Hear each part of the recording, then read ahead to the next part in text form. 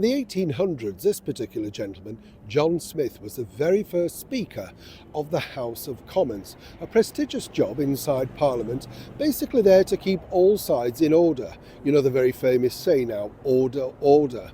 I was lucky enough to meet one of the most celebrated Speakers of the House of Commons, none other than the late and brilliant Yorkshire-born Betty Boothroyd.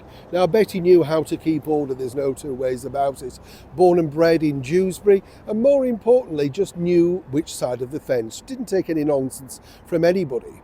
Over the last few years, though, we've had people that seemingly want to take the limelight in this particular role. And this job, the Speaker of the House of Commons, comes with, a lot of, extras, to put it nicely. A prestigious living apartment, a set collection of rooms inside the Palace of Westminster. Not bad, along with a very hefty salary and, of course, a lot of people wanting your favour.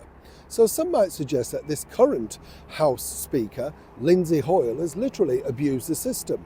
Now, the story goes is that basically over the last few years he's managed to rack up, expenses of over £250,000. Now, he's not the Foreign Secretary, but their argument in the House of Commons, which of course Sir Lindsay is part of the Labour Party, an MP for Chorley as well, he has to be in an ambassadorial role. And some might suggest, that's perfectly fine. We understand that. But in this day and age where people are really struggling with money, and as we've seen time and time again with various MPs that have second homes, other revenue streams that they failed to mention, they now keep getting outed. And this is what's happened to Sir Lindsay Hoyle. You see, as I said, he spent £250,000 in a couple of years, all by staying in 5-star deluxe hotels and flying first class. Now, one might suggest, of course, why does he need to fly first class?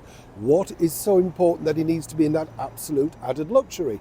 And when you look at the list of places that he's been, and of course the things that he's achieved from that, that's actually not detailed.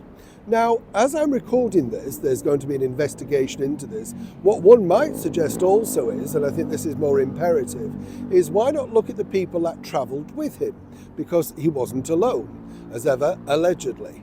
But what's fascinating is, seriously, somebody is trying to, shall we say, take the fruits of a very lucrative job. Now, the Labour Party, as we know, are not too bothered about people seemingly not telling the truth or fudging the issue. We saw that recently with the Business Secretary, Jonathan Reynolds, and of course Rachel Reeves, with a very dubious background of her own CV.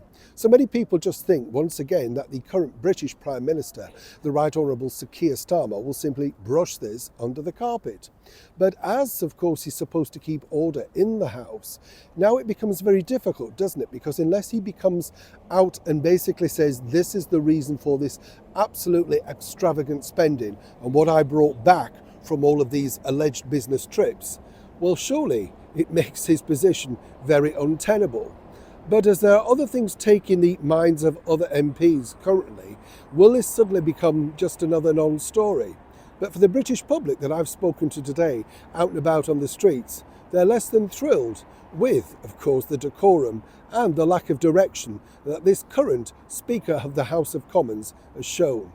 As you see all of this at the side, it makes you wonder exactly what they would do if money was no object. It's your money, remember, the British taxpayer.